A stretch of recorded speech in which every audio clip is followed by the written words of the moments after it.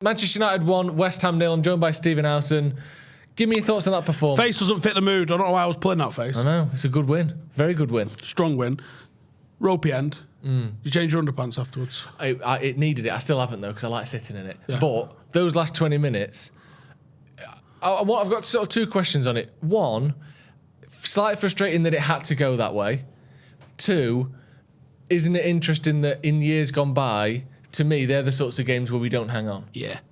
How happy are you with the improvement that we're seeing? I thought from a defensive point of view, and it needs saying, I thought Luke Shaw was sensational tonight. Good. And Delo was very good as well. Martin, do I need to mention how good Martinez is, or do we just accept that that's the level of standard of performance he just walks out onto the pitch with? Yeah, you give him a 9, and then unless he proves you wrong, he keeps it. Because you expect him to be brilliant every week now. Yeah, and he just is. In the last dying seconds, Maguire was very useful because you were going quite direct into him, so that's his use. But I thought he was frustrating at times when he jumped out of the line, put people into some 2v1s, and he's playing out at times like the entire Stretford end was fucking wigging out a little bit about him, just being a bit slow with it. I believe the excuse for Lindelof was that he was sick. But for me, Harry Maguire didn't take second spot or third spot tonight, I don't think. But the fact we kept a clean sheet, he was part of that. You can't say it was in spite of him. He was part of the reason that we kept a clean sheet. But I think he's very much, fourth choice centre half at the moment. I think I keep repeating this stat because I like it, and I think it's a really good stat to illustrate certain changes at United. But United are the only team in the Premier League this season that have dropped 0 points from winning positions. That's impressive. That is very good, isn't it? Especially when you consider the Everton game, which felt a bit like this, and then tonight as well, which was particularly... Well, it's showing that, what do we need? We need goals. You give this team goals, and, I think it's fair to say, I don't think it's mental to say, if we hadn't have drawn with Chelsea and Newcastle, because I thought we were worth the win in those. Yeah. This isn't like, hey, if City don't batter us 6-odd, no, forget that. We didn't deserve that game, and I'm not gonna try and rewrite history. But the Newcastle game and the Chelsea game, Manchester United should be aggrieved we didn't get 3 points in both of those games. Now we win that with 2 points off City. Yeah. With that freak up front that they've got. I know. Now I'm talking 2 goals here. Yeah. 2 goals. With a non-existent Anthony Martial, a basically non-existent Ronaldo, Rashford, who's congratulations on his 100th goal tonight. Someone's taught him how to head a ball the last couple of weeks. Yeah. Fantastic, because that literally would have got us the 3 points against Newcastle if he knew how to do that then. So I don't know if he's been working on it since then, and if he has, great. That might yield further in the future. Well, it yielded tonight, didn't it? So it did. But the Chelsea game, the Newcastle game, we get into those. We're third in the table, 2 points off City. We're above Spurs with a game in hand. We're above Chelsea with a game in hand. Newcastle and Spurs with a game in hand. The progress is tangible. And I think Ten Hag came in. Some of the final third play is not perfect, but the defence wasn't last season like the worst defence United had in Premier League history. We conceded more goals than Burnley last season, and Burnley got relegated. Wow. So it's that turnaround, I think, and because it's blah blah blah nil. Yeah, I know. A lot this year. It is, and I think that's 4 clean sheets in our last 7 games as well for United, and the other games it's been 1 goal, if not 0. And I know this is slightly oversimplifying it, but the attacking stuff, like you said, I think we're sort of personnel away, but the defensive stuff, it's like They've always been shit teams with good defences. Neil Warnock made a career out of that. Sean Dyche made a career out of that, getting bad teams or bad defenders to be good at defending. And it's felt like for so long United have been so focused on either only defending under Jose or only attacking, not really under Solskjaer, but lacking one or the other.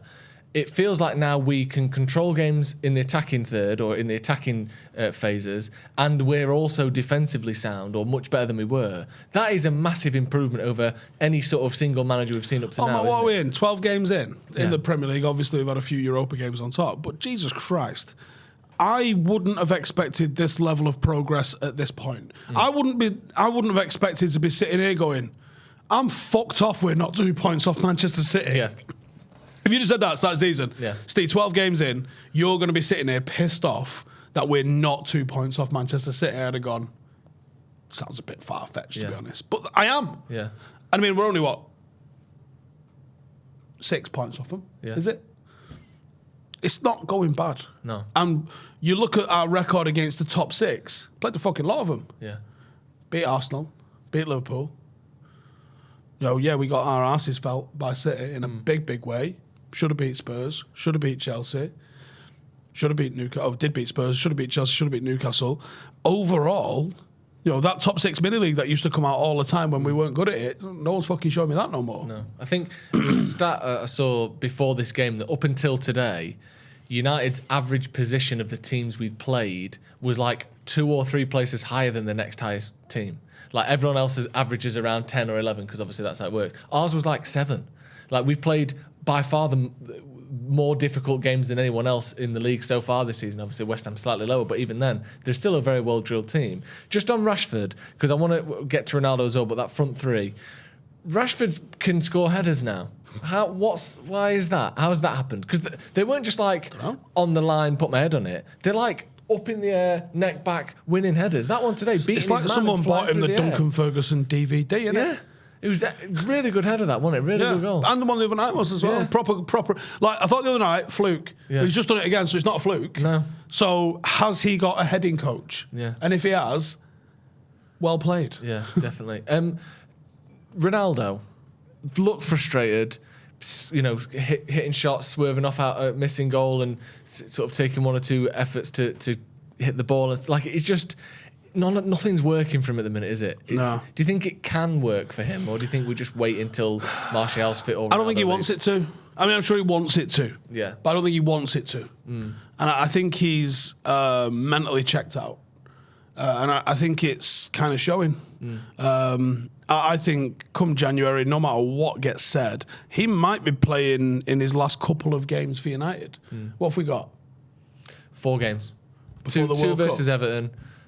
1 against Fulham and the 2 against Villa. Sociedad. 2 against Villa, sorry. 1 against Fulham and Sociedad. And then it's the World Cup. Okay, I think he might play 4 games for United. Maybe if he features in that Boxing Day game. But I think all the players going to the World Cup, or at least who gets to the quarters of the World Cup, probably not going to feature in that game. We might be into the final few games of his Manchester United career. I think come January, he's going to be desperate to get out. I think the only thing that's going to stop him is where does he go? I got a sneaky suspicion Todd Boehly is mental enough to try and bring him in and probably upset the apple cart with Aubameyang by doing so. And I think someone at Paris Saint-Germain is definitely mental enough to try and bring him in, so they've got that Messi and Ronaldo thing going on because tourism's just going to go through the roof if you do that. Yeah. And I think someone in the MLS is mental enough to try and do it because they've got the unlimited wage cap for your one designated player, haven't they? I think it's unlimited. I'm not sure. But they've got that. Yeah. It's the Beckham rule in it, I think. So I would like to see... I wouldn't necessarily like to see him go, but I would like United to find someone that we're going to put our money on properly for the long term. It's very, very clear Ten Hag doesn't fancy him. Regardless of if he's playing today, if Anthony Martial was fit and had 3 or 4 games under his belt, would he have played? Yeah. I think if he'd had 1 game under his belt, he'd have played. Yeah, so that to me tells you everything. Yeah. I don't think he fancies him for whatever reason, and he might be wrong and he might be right. It doesn't matter because if he don't fancy him, he don't fancy him, and that's that. And the other thing that Ten Hag's got on his side is, even if Ronaldo was the perfect striker for Man United, he's always got the excuse of, what's the point in building a system around a 37-year-old? So not only is he not living up to it on the pitch, there's other factors at play that, if he was perfect, best case scenario, he wins us a Europa League this season. We still need to get him. We still need to replace him. Yeah, someone else is going to have to come in. Just looking at that picture that you've described there, 1 point off Newcastle with a game in hand, 3 points off Tottenham with a game in hand, 2 points clear of Chelsea. I think it's 6 points clear of Liverpool now. Do you think we'll get top 4 this season? Yeah. Pretty sure. I keep saying this and I'm bored of hearing myself say it. I have no idea the impact of the World Cup. None of us do. No. But barring anything utter bonkers at the World Cup, we've got some players in the squad that could go all the way. You know, the Brazilians, the Argentinians, they could go all the way. What have we got French-wise? Varane only. Martial, but he's probably not going to get picked. Yeah, so I don't know if that'll be a drama. But you would expect a lot of the nationalities that our club represents to go pretty far in it. Portuguese could go quite far. So I think the quarterfinals onwards, you've got to start resting people. So you've got the potential to drop points in those first 2 games back after the World Cup, I think. But then you don't know what the burnout situation is going to be like for any of those that have gone the full distance, maybe only get a couple of weeks off, after all the travelling and the the adrenaline of playing in a World Cup, and then come back to play football in Manchester in the winter. I think barring anything mental, yes, I think we can absolutely do that. I would love to see, and maybe I hope that's sort of why you're seeing a little bit more involvement of the likes of Garnacho, maybe Iqbal and others sort of being readied to have a deeper part. When you look at what we've got outside of right back, some pretty good depth at centre half. Varane hasn't had a career-threatening injury. He's going to be back in a few weeks. Might not go to the World Cup. Well, on one hand, mint, because that means his name's on a team sheet for that Nottingham Forest game. Sweet, you're playing, mate. And then, are Sweden going to the World Cup? I don't think they are. Okay, so you can at least earmark Lindelof and Varane as a partnership. Yeah. So that could, if Sweden aren't going, so you've got a 2 centre half partnership that could go. I would expect Luke Shaw to go with England, but Malacia is kind of on the fence, isn't he, with whether he's going to go or not. And then Dalot's absolutely going to go. So okay, we might need a right back. You could potentially recall Ethan Laird if you wanted to, or you maybe dip into the market and bring someone in. So you're almost ready in a squad without having to actually ready the squad. I don't know what the hell's going on with Brandon Williams. No. He could potentially be ready to play that one game against bottom of the league. Yeah. Midfield-wise, you've got people in the mix that aren't going to go to the World Cup. You've got the likes of Iqbal and all that can be made ready for that single game. And then, who knows what's going to shake out up front. Sancho and Rashford are not certainties to go. No. And I think it would be very good as well. Yeah, so you might, there could be a forward 3 out of players that don't go. So I have no idea the impact this World Cup's going to have. It might be catastrophic. It might be minimal to us. But I do think the World Cup is going to have more of a say in how the season goes than we really want it to. But yeah, I think looking at the progress that's been made so far, looking at if the board's able to go and give Ten Hag what he wants, which if Ronaldo does go, and there's probably going to be more than him, I think, goes in January as well. There's going to be some serious amounts of wages freed up. If they allow that to be reinvested into first-team players, and they have the same sort of impact the 4 lads that we brought in this year have, yeah, top 4's nailed on. And we've got a better run of games coming up anyway. Yeah. We could find ourselves in... I'm actually more worried about Aston Villa with Emery than I am with half the games that we've had against the bigger teams, because he's a fucking pain in the arse, isn't he? And he's done us before. Yeah, has he? Yeah. So yeah, I think I'm certainly not nailed on. Yeah. But yeah, I think the progress we've made under Ten Hag has been sensational.